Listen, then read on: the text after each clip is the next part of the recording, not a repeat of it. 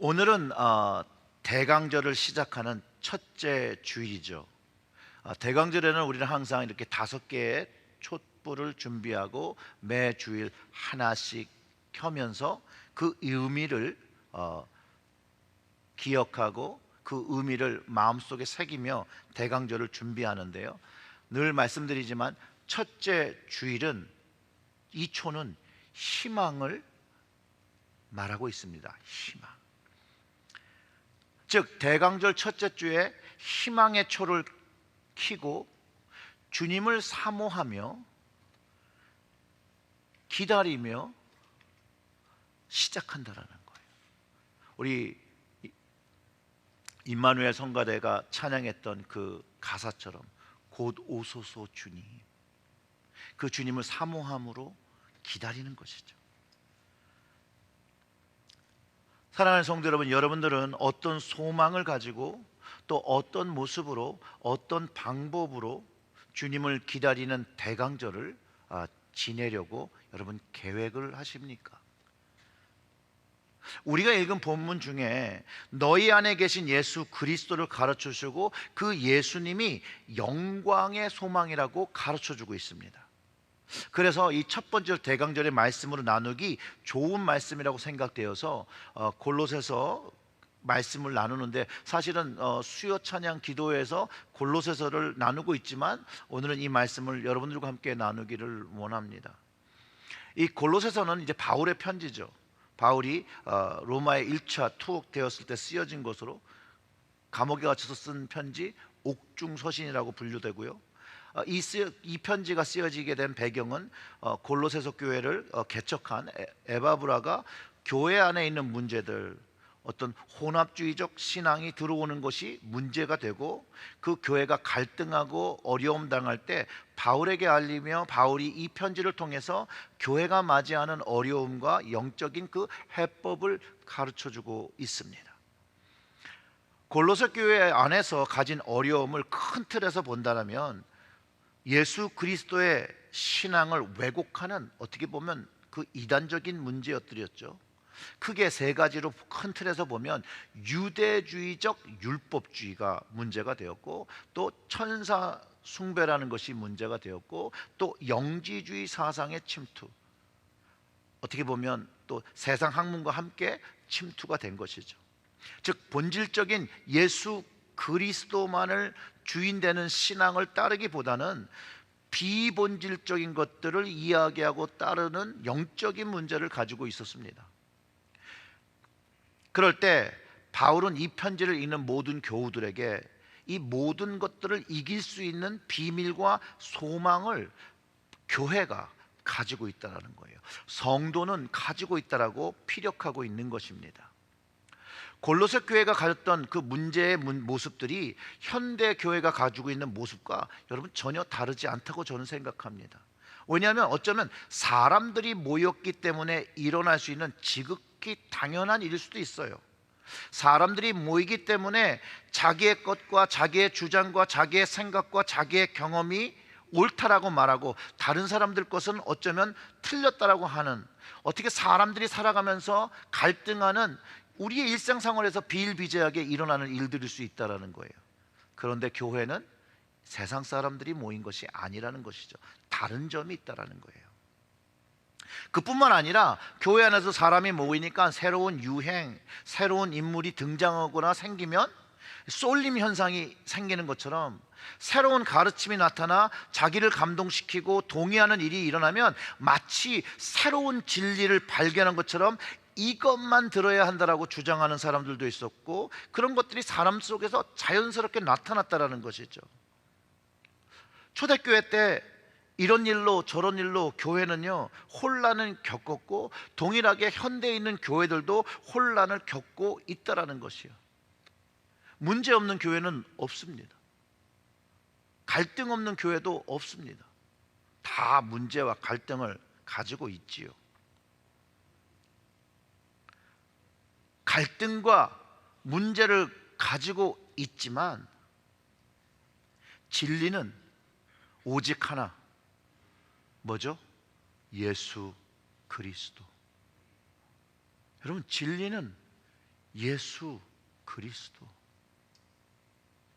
그분 외에는 없습니다.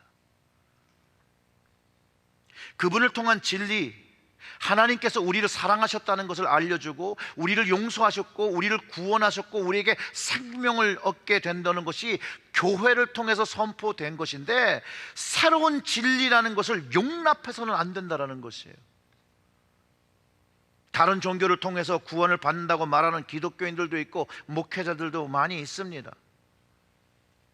외려 오직 예수를 통해서 구원을, 생명을 얻는다고 하는 그 말이 편협하고 배타적인 말이라고 말하기도 합니다. 근데 이것이 비성서적인 것이죠. 바울은 이 모든 문제를 해결하는데 한 가지 방법을 제시하고 있습니다. 오직 구원과 생명은 만세부터 감추어졌다가 교회에 가르쳐준 그 비밀, 오늘 말씀 속에서 영광의 소망이신 예수 그리스도라고 밝히고, 그분이 우리 안에 계신 분이고 그 예수 그리스도만이 우리 삶의 모든 문제의 소망과 해법이, 답이 되어 주심을 분명하게 가르쳐주고 있다라는 것이에요. 우리의 삶에 가진 문제들이 크고 작고 어렵고 내가 생각하기에 불가능한 문제일지라도 예수 그리스도를 붙잡으며 그를 통하여 그 문제의 해답을 경험하게 됨을 바울이 미리 가르쳐주고 있고, 그렇기 때문에 그분을 영광의 소망이라고 부르고 그 영광의 소망 대신 그리스도만 바라보라고 하는 것이에요. 사랑하는 성도 여러분, 우리 삶에, 우리의 교회에, 우리의 삶 속에서 문제는 다 있습니다. 갈등도 있습니다. 그러나 그때에 사람을 보지 마시고 오직 진리 대신 예수 그리스도를 바라보시고 그분만을 붙잡으시기를 주님의 이름으로 축원합니다. 그리고 질문을 드리면, 사랑하는 성도 여러분, 예수님만이 나의 가정과 교회 문제의 해법이라고 믿으시고 그 응답의 경험이 있으십니까? 또 예수님이 과거와 현재뿐만 아니라 미래에 감당할 모든 문제들, 그 문제의 해결책이라고 여러분 믿으십니까? 그 믿음이 되어질 때, 그 믿음대로 그 영광의 소망, 그 증거가 주님께서 응답하시는 체험을 하고 살아간다는 거예요. 여러 번 반복해서 말씀드리지만 우리가 믿는 하나님은 상상으로 그려내고 만들어낸 것이 아니고 우리의 삶 속에서 실제로 동행하시며 함께 하시며 우리의 기도를 들으시며 우리의 기도에 응답하시는 하나님이라는 거예요. 즉 과거에 한번 일어났던 사실이 진리가 아니에요. 그 진리를 믿는 게 아니에요. 과거에도 일어났고 현재에도 일어나고 미래에도 경험될 주님, 바뀌지 않는 그 주님, 그게 진리거든요. 바뀌지 않는 그분을 경험하는 거예요. 그리고 그분과 동행하는 거예요.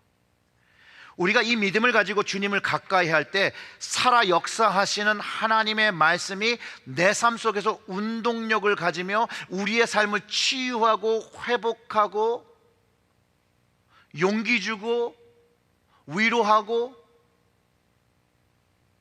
실제적인 하나님이 나와 함께 계시구나 라고 하는 그 돕는 손길을 경험하게 된다는 것이에요. 바울이요, 이 살아 역사하시는 주님을 그의 안에서 경험하면서 사역했기 때문에 오늘 본문에서도 그가 받는 괴로움조차 기뻐한다라고 고백하고 있다는 거예요. 여러분, 오늘 본문 1장 24절을 보면 이렇습니다. 나는 이제 너희를 위하여 받는 괴로움을 기뻐하고 그리스도의 남은 고난을 그의 몸된 교회를 위하여 내 육체에 채우노라. 아멘. 그리스도의 남은 고난, 예수님이 이미 십자가를 지셨잖아요. 고난을 다 치르시고 부활하셨어요. 그런데 여전히 그리스도의 남은 고난이 있다라는 거예요. 교회를 세우는 것을 그리스도의 남은 고난을 채우는 것이라고 말하죠. 복음을 전하며 주님을 위하여 교회를 세우기 위해서 동반되는 어려움, 헌신, 고난, 핍박, 그 모든 것들을 기뻐하고 어쩔 수 없이 하는 것이 아니라 자진하여 기뻐하며 이 고난을 감당한다라고 말하고 있다라는 거예요. 그리고 그 근원의 힘이 바로 내주하시는 예수 그리스도, 우리 안에 계시고 역사하시는 주님 때문이라고 바울이 고백하며 나의 맡겨진 사명, 그리스도의 남은 고난을 채우며 교회를 세우는 것이라고 말하고 있다라는 것이에요. 사랑하는 성도 여러분, 또 교회 직분자, 또 임원 여러분, 이 말씀으로 위로받으시기를 주님의 이름으로 축원합니다. 여러분들이 교회를 섬기며 공동체를 세울 때 어려움 당하는 거 어떻게 보면 자연스러운 일일 수 있습니다. 그 힘듦이 그리스도의 고난을 채우고 있고 감당하고 있다는 사실을 안다면 우리의 삶의 그 태도는 바뀔 수밖에 없다는 거예요. 나를 사랑하신 그 주님, 그분이 맡겨주신 그 고난을 내가 채우고 있다는 거예요. 얼마나 귀한 일입니까? 주님을 위해서 하는 것인데. 그러니 교회에서 혼자 일을 하는 것 같고 다른 사람들이 내 마음을 이해해 주지 못하고 생각할 때 묵묵히 그 일을 감당하며 그리스도의 남은 고난을 감당하고 계시며 그리스도의 몸된 교회를 세우고 있음을 기억하고 주님만을 바라보며 주님만을 붙잡으시는 여러분들 되실 때 하나님의 역사가, 주님의 역사가 여러분들이 경험하며 그것으로 인해 기쁨을 누리게 될 것이라고 저는 확신합니다. 바울과 같이, 에바브라와 같이 교회를 걱정하며 기도하며 섬기며 헌신한 사람이 없었다면 교회는 존속할 수가 없습니다. 제2의, 제3의, 제4의, 제5의 바울과 교회를 헌신한 사람들이 있었기 때문에 교회는 오늘날까지 유지되고 있는 것입니다. 우리의 교회도 마찬가지입니다. 이와 같은 이들이 계속 있어 왔기 때문에, 46년 동안 있어 왔기 때문에 우리의 교회는 여전히 그리스도의 남은 고난을 채우며 교회를 세워가고 있는 것입니다.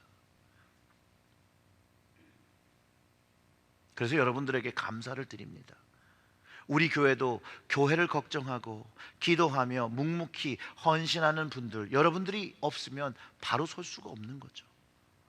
그럴 때 교회를 섬기면서 기쁘게, 여러분 기쁘게 그 어려움들을 감당하시며 내가 그리스도의 남은 고난을 채운다라고, 주님께 내가 빚진 사랑의 빚을 갚는다라고 생각하시고 그 일을 묵묵히 감당하시기를 주님의 이름으로 축원합니다. 주님께서는요, 주님을 위해서 헌신한 것을 반드시 기억하신다라는 거예요. 사람들은 다 잊어버릴 수 있어요. 목사는 다 잊어버릴 수 있어요. 근데 주님은 주님을 위해 한 그 헌신을 기억하신다라는 거예요. 주님을 위하여 그 남은 고난을 기꺼이 감당한 주의 자녀들을 기억하시고 복을 주신다라는 거예요. 왜냐하면 그 헌신과 어려움을 감당한 이유가 주님의 몸, 교회를 세웠기 때문이라는 것이에요. 교회를. 그런데 주님을 위해서 헌신한 이들을 기억하신다는, 이거를 꼭 기억해야 돼요. 주님을 위해서 헌신한 이들을 주님은 기억하신다라는 거예요. 왜냐하면 예수님께서 이렇게 말씀하신 적이 있기 때문에 그래요. 예수님은 어떤 이들에게 이렇게 얘기했어요. 주님을 찾아와서 주님이라고 부르는데 주님은 모른다 하시는 거예요. 모른다 하시니 주님의 이름으로 병자도 고쳤고 귀신도 쫓았고 능력을 일으켰고 선지자 노릇을 했는데 주님은 모른다고 하시는 거예요. 이 말씀을 가지고 우리의 모습을 잘 점검해야 된다는 거예요. 우리가 하는 일이 그리스도의 남은 고난을 채우는 것이 내가 생각하고 할 때 하는 것이라면 주님이 원치 않는 일을 하고 있는지도 모른다라는 거예요. 주님과 상관없는 일을 하고 있는지도 모른다라는 것이에요. 주님을 찾아왔던 그들에게는요, 주님은 자기를 높이고 자기 능력을 보인 사람을 간주하고 아예 주님은 아예 모른다라고. 주님이 정말 이들에게 뭐라고 말씀하시는지 말씀을 통해서 확인해 보면 마태복음 7장 21절과 23절의 말씀을 우리가 확인해 보겠습니다. 나더러 주여 주여 하는 자마다 다 천국에 들어갈 것이 아니요 다만 하늘에 계신 내 아버지의 뜻대로 행하는 자라야 들어가리라. 그날에 많은 사람이 나더러 이르되 주여 주여 우리가 주의 이름으로 선지자 노릇하며 주의 이름으로 귀신을 쫓아내며 주의 이름으로 많은 권능을 행하지 아니하였나이까 하리니 그때에 내가 그들에게 밝히 말하되 내가 너희를 도무지 알지 못하니 불법을 행하는 자들아 내게서 떠나가라 하리라. 예수님이 하신 말씀이라는 거죠. 그리고 그들을 그냥 모른다는 게 아니라 불법을 행하는 자라고 칭하시고 천국의 자리에서 떠나가라는 것이에요. 근데 이들의 그 익스큐즈는, 이들의 말은 아니 주님, 제가 주님의 이름으로 선지자 노릇을 했습니다. 주님의 이름으로 병도 고쳤고 귀신도 쫓았습니다. 그런데 주님 왜 나를 모른다고 하십니까? 근데 주님이 이들의 행적을 인정하지 않으시는 것은 그들의 행적이 아버지의 뜻을 행하지 않고 주님과 무관한 일을 했다라고 판단하셨다는 거예요. 그 판단은 하나님과 주님만이 하시는 거거든요. 그래서 우리는 조심해야 한다는 거예요. 조심. 믿음 생활을 할 때도 제대로 해야 한다는 것이죠. 혹시 우리의 삶 속에서 우리가 주님을 위해서 했다고 하지만 주님은 어쩌면 모른다고 하실 수도 있다는 것이에요. 불법을 행했다라고 말씀하실 수 있는 개연성도 분명히 담겨 있다는 거예요. 그렇기 때문에 우리가 주님을 위해서 할 때는 누구의 뜻을 잘 알아서 해야 해요? 하나님 아버지의 뜻을 잘 알고 그 일을 할 때 주님께서 안다라고 하시겠죠.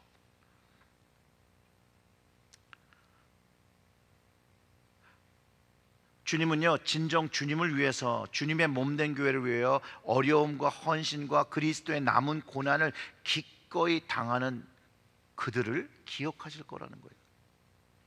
왜냐하면 아버지의 뜻을 따라 주님을 교회의 머리로 고백하고 주님이 주시는 생각을 가져서, 내 생각이 아닌 주님의 생각을 가지고 주님의 말씀을 가지고 주님의 남은 고난을 채우며 주님의 몸된 교회를 세워 구원의 문을, 복음의 문을 열었기 때문에 그렇습니다. 그런 이들을 요한복음에서 주님은 뭐라고 부르셨냐? 내 양이라, 이렇게 표현하신다는 거예요. 내 양이라.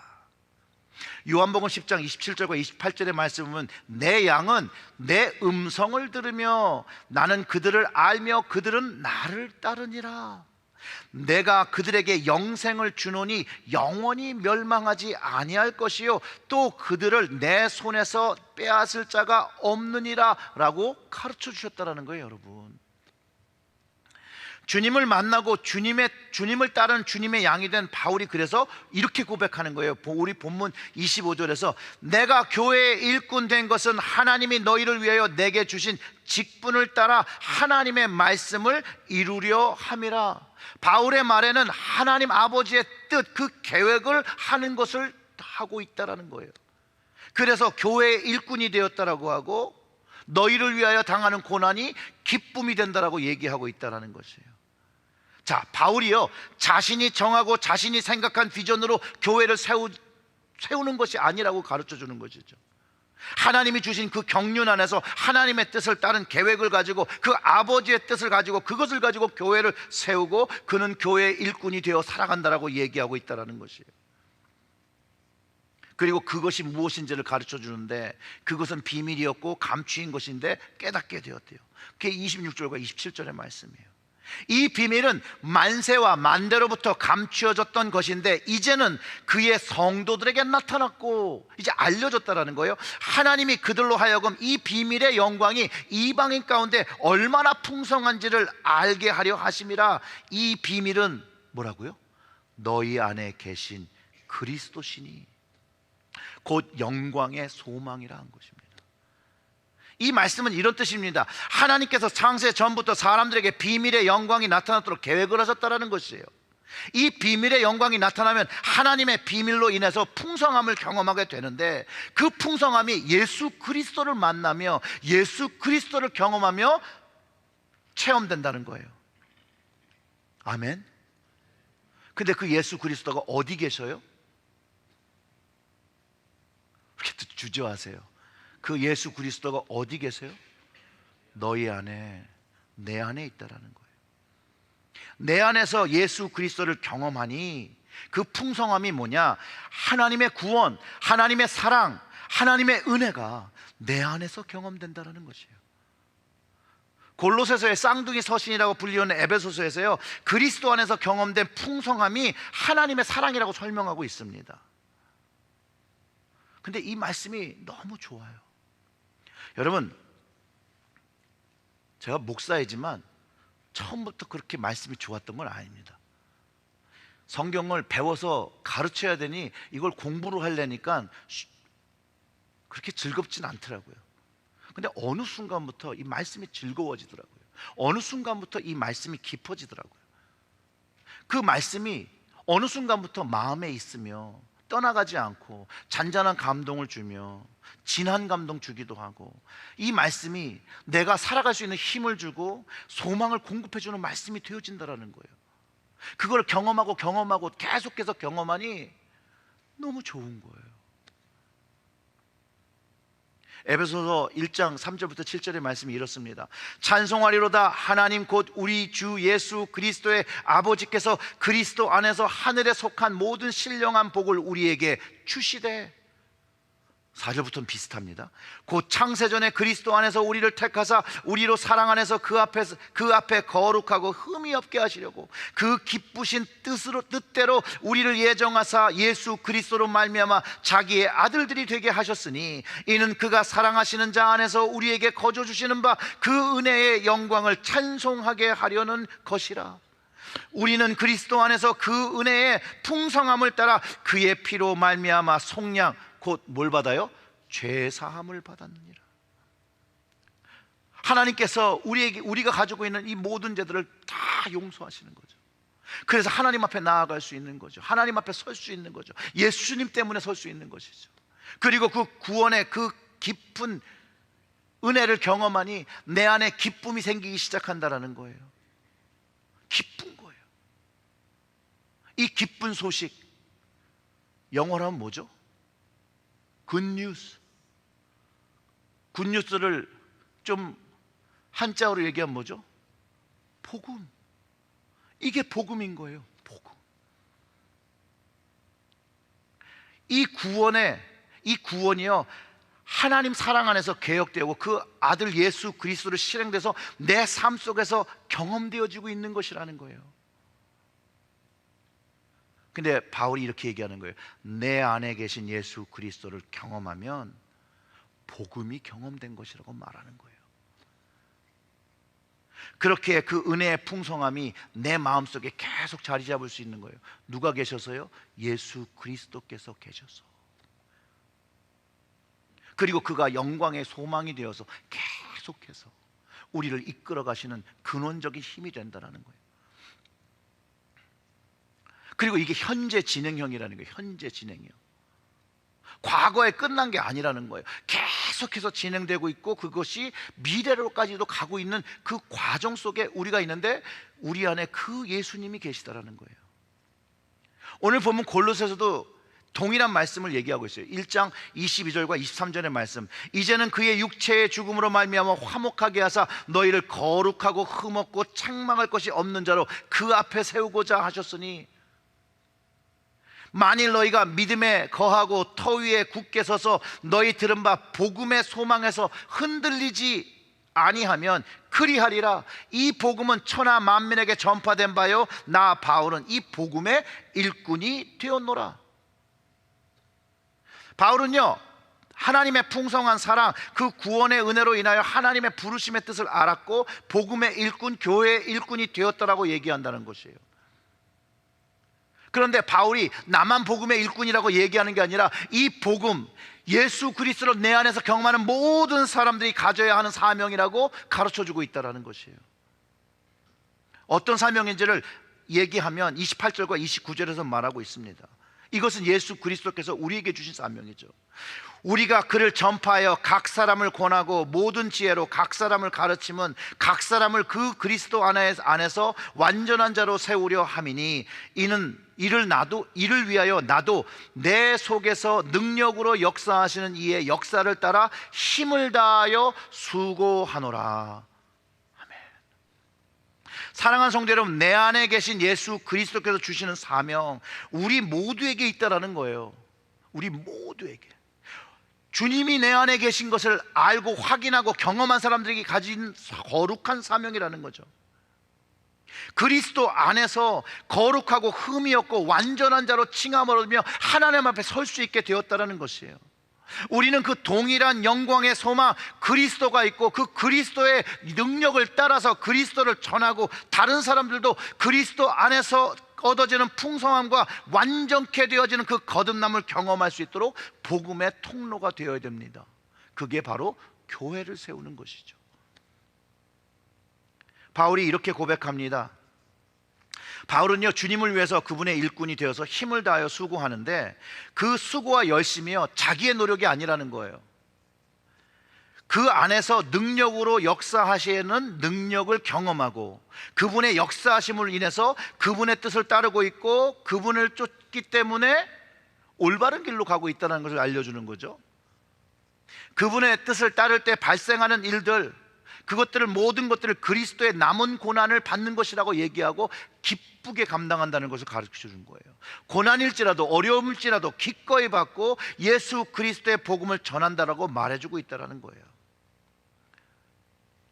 사랑하는 성도 여러분, 이 주님이 우리 안에 있음을 확실히 알고 그 주님을 만나며 그 주님 말씀에 따라 살아야 함을 가르쳐 주는 거죠. 내 안에서 경험된 예수 그리스도, 그분을 경험해야 그분의 뜻을 따를 수 있는 것이죠. 그분의 뜻을 알아야 그분의 남은 고난을 채우며 교회를 영적으로 온전하게 세울 수 있는 것이죠. 고린도후서 13장 5절 그 하반부에서는 이렇게 얘기합니다. 예수 그리스도께서 너희 안에 계신 줄 너희가 스스로 알지 못하느냐. 그 다음 말 뭐죠? 그렇지 않으면 너희는 버림받은 자니라. 우리 안에 역사하시는 예수님을 알아야 주님을 아는 믿음의 사람이라고 가르쳐주고 있다는 거예요. 그리고 그 예수 그리스도가 바로 우리에게 선물로 주신 그 성령님을 통해서 우리에게 거하시는 것을 안다라는 거예요. 로마서는 이것에 대해 이렇게 얘기합니다. 8장 9절에 만일 너희 속에 하나님의 영이 거하시면 너희가 육신에 있지 아니하고 영에 있나니 누구든지 그리스도의 영이 없으면 그리스도의 사람이 아니라. 이게 금방 고린도후서 얘기했던 내용과 동일한 의미예요. 즉 성경의 말씀은 우리 안에 역사하시는 역사, 그걸 경험하고 쫓아야 된다고 가르쳐주고 그 우리 안에 거하신 역사는 이가 그리스도이면서 성령님이신 것을 가르쳐주고 있다는 거예요. 그리고 그 안에 계신 우리 안에 계신 예수 그리스도를 경험할 때 우리가 그리스도의 사람으로 그리스도의 영을 쫓아 삶을 살아가고 그리스도의 남은 고난을 채우는 거룩한 사명, 교회를 세우는 것들을 감당하게 된다는 거예요. 교회를 크게 보면 우리가 나온 이 교회도 있지만 우리의 가정도 작은 교회죠. 교회를 세우는 것, 작은 의미와 큰 의미가 있습니다.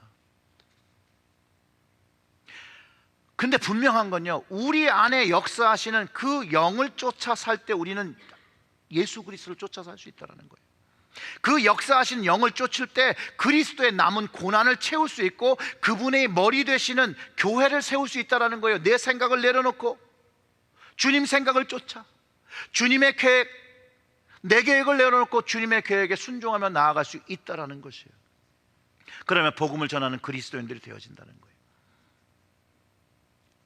오직 우리가 우리 안에 역사하시는 그 그리스도, 영광의 소망된 약속의 성령이신 그 성령을 쫓을 때 하나님 아버지가 원하시고 기뻐하시는 가정과 교회를 세울 수 있게 된다는 것이죠.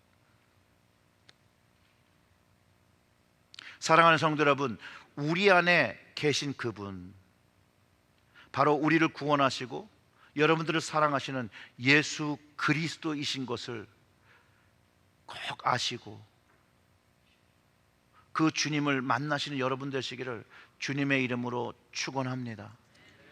제가 요즘 그 웨슬리 목사님의 설교를 다시 해석한 그 조직신학자라고, 이제 조직신학 돌아가셨어요. 예전에는 굉장히 자유신학의 선봉장이셨는데 예수님을 어느 순간에 만나고 예수님을 만난 그 입장에서 이제 본인이 공부했던 걸 다 다시 글을 쓰시는 분이 있어요.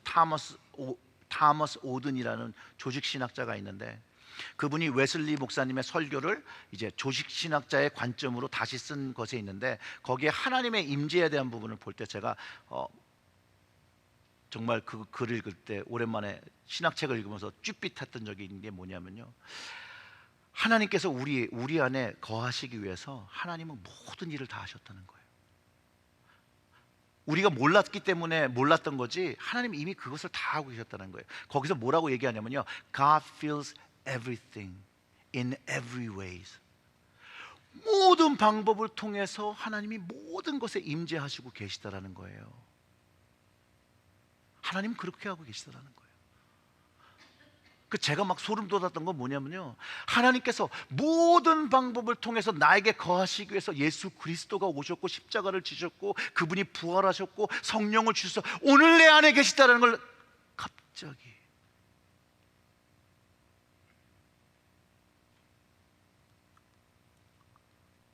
내 안에 계신 하나님이 느껴지기 시작하면서 제가 그렇게 책을 읽다 말고 하나님 죄송해요, 좀 더 잘 살게요. 그런 고백이 내추럴하게 되는 거죠.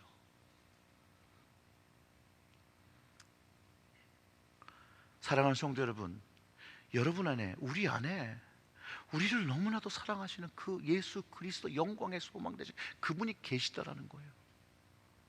그분을 만나고 멀리 가서 만날 필요도 없어요. 우리 안에, 내 안에 있는 주님을 만나고 그 주님과 교제하기 시작하면 내 안에서 역사하시는 그 영, 그 능력을 따라 살아가게 되면 하나님 아버지 뜻을 따라서 내 생각과 내 뜻이 아닌 하나님 아버지의 생각과 그 뜻을 따라 살아가게 된다는 거예요. 그것을 믿음 안에 사는 것이라고 가르쳐 주는데 바울이 이렇게 얘기한 거예요. 갈라디아서 2장 20절의 말씀입니다.